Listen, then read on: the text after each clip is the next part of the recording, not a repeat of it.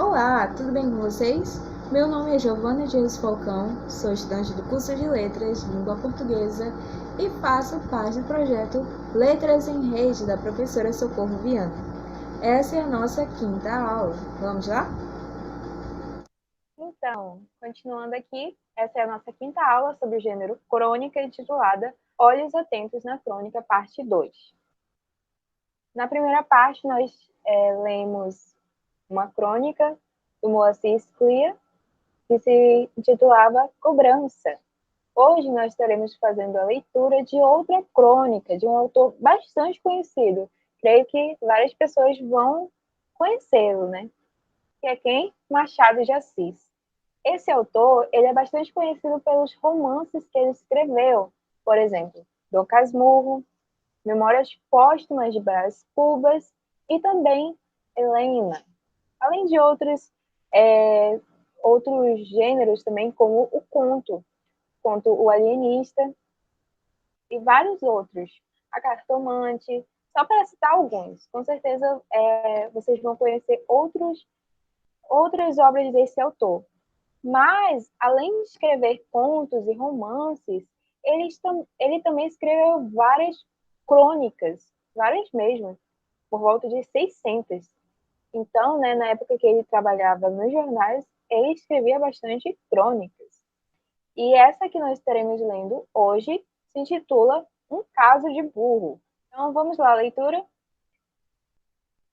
Quinta-feira à tarde, pouco mais de 3 horas, vi uma coisa tão interessante que determinei logo de começar por ela esta crônica. Agora, porém, no momento de pegar na pena, receio achar no leitor menor gosto que eu para um espetáculo, que lhe parecerá vulgar e porventura torpe. Releva a importância. Os gostos não são iguais. Entre a grade do jardim da Praça 15 de Novembro e o lugar onde era o antigo passadiço, ao pé dos trilhos de bondes, estava um burro deitado. O lugar não era próprio para o remanso de burro, donde concluí que não estaria deitado, mas caído. Instante depois, eu ia com um amigo. Vimos o burro levantar a cabeça e meio corpo.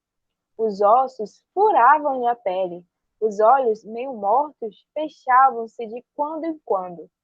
O infeliz cabeceava, mas tão frouxamente que parecia estar próximo do fim. Diante do animal havia algum capim espalhado e uma lata com água. Logo, não foi abandonado inteiramente. Alguma piedade houve no dono ou quem quer que seja que o deixou na praça, com essa última refeição à vista. Não foi pequena ação. Se o autor dela é homem que leia crônicas e acaso ler esta, receba aqui um aperto de mão. O burro não comeu do capim, nem bebeu da água. Estava já para outros capins e outras águas em campos mais largos e eternos. Meia dúzia de curiosos tinha parado ao pé do animal. Um deles, menino de 10 anos, empunhava uma vara e, se não sentia o desejo de dar com ela na anca do burro para despertá-lo, então eu não sei conhecer meninos, porque ele não estava do lado do pescoço, mas justamente do lado da anca. Diga-se a verdade, não fiz. Ao menos enquanto ali estive, que foram poucos minutos. Esses poucos minutos, porém, valeram por 1 hora ou 2. Se há justiça na terra, valerão por um século. Tal foi a descoberta que me pareceu fazer, e aqui deixo recomendada aos estudiosos.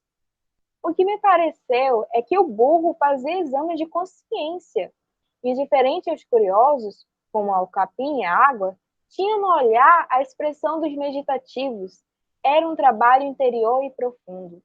Este remoque popular, por pensar morreu um burro, mostra que o fenômeno foi mal entendido dos que a princípio o viram. O pensamento não é a causa da morte. A morte é que o torna necessário. Quanto à matéria do pensamento, não há dúvidas que é o exame da consciência. Agora, qual foi o exame da consciência daquele burro é o que presumo ter lido no escasso tempo que ali gastei. Sou outro Chapolion, porventura maior. Não decifrei palavras escritas, mas ideias íntimas de criatura que não podia exprimi-las verbalmente. E diria ao burro consigo: por mais que vasculhe a consciência, não acho pecado que mereça remorso. Não furtei, não menti, não matei, não caluniei, não ofendi nenhuma pessoa. Em toda a minha vida, se dei 3 coices, foi mais. Isso mesmo antes de haver aprendido maneiras de cidade e de saber o destino do verdadeiro burro, que é apanhar e calar. Quando ao zurro, usei dele como linguagem. Ultimamente é que percebi que não me entendiam, e continuei a zurrar por ser costume velho. Não com ideia de agradar ninguém, nunca dei com o homem no chão. Quando passei do Tilbury ao bonde, houve algumas vezes homem morto ou pisado na rua, mas a prova de que a culpa não era minha é que nunca segui o cocheiro na fuga. Deixava-me estar aguardando a autoridade. Passando à ordem mais elevada de ações, não acho em mim a menor lembrança de haver pensado sequer na perturbação da paz pública, além de ser a minha índole contrária a arruaças. A própria reflexão me diz que, não havendo nenhuma revolução declarados os direitos do burro, tais direitos não existem. Nenhum golpe de Estado foi dado em favor dele, nenhuma coroa os obrigou. Monarquia, democracia, oligarquia, nenhuma forma de governo teve em conta os interesses da minha espécie.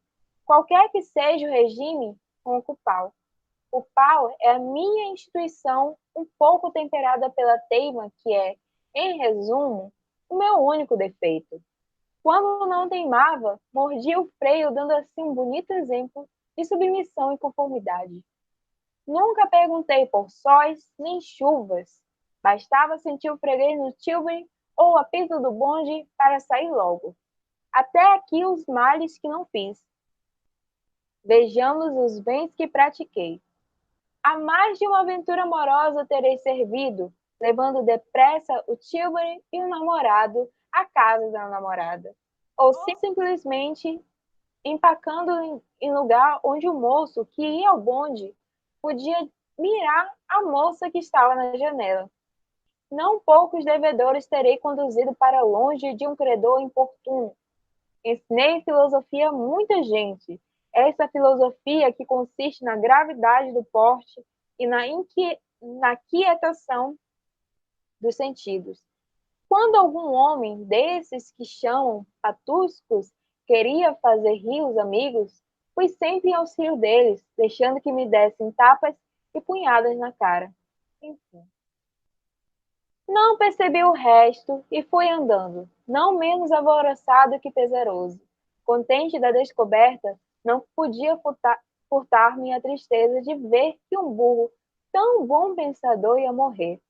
A consideração, porém, de que todos os burros devem ter os mesmos dotes principais, fez-me ver que os que ficavam não seriam menos exemplares do que esse, porque se não investigará mais profundamente o moral do burro.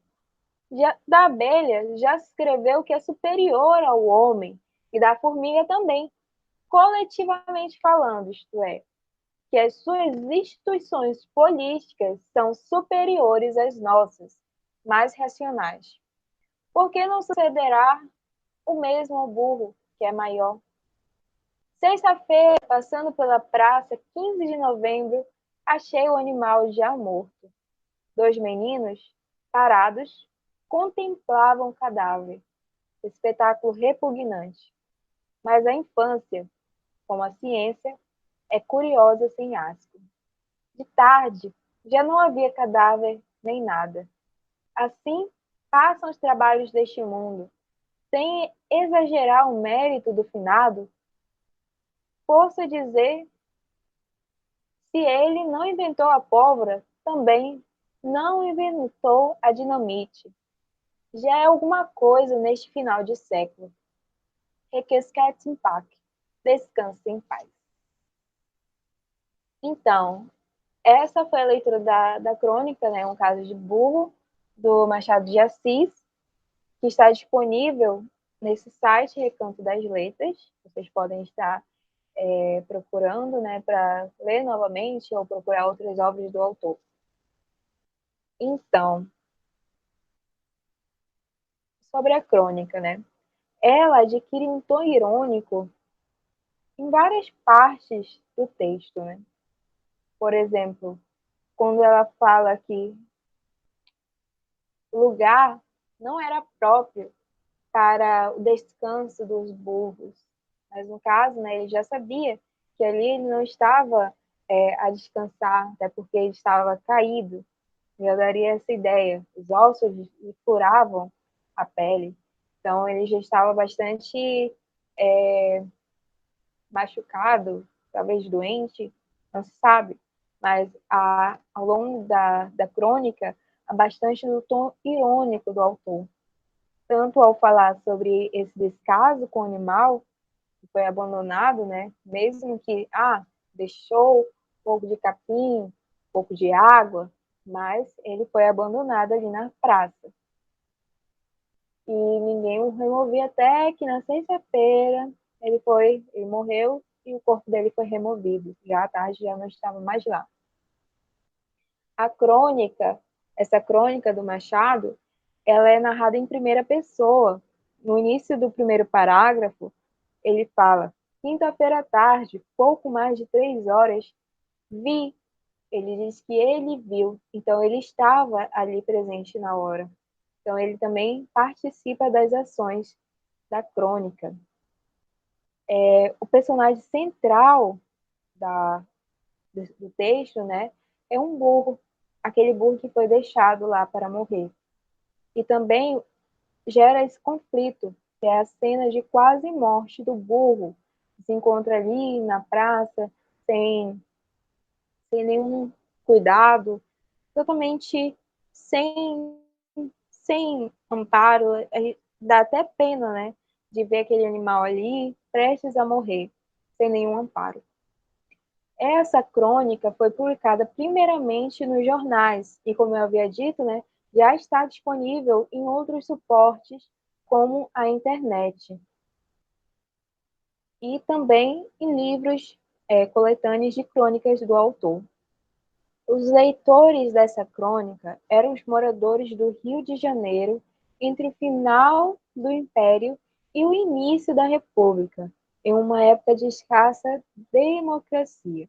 Já ali os escravos estavam libertos, já havia tido a abolição, mas ainda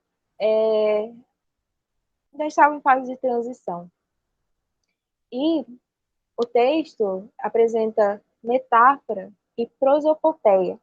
Prosopopeia em que momento? No momento em que o burro ele adquire qualidades dos seres humanos, como, por exemplo, o pensar, o sentir, o refletir.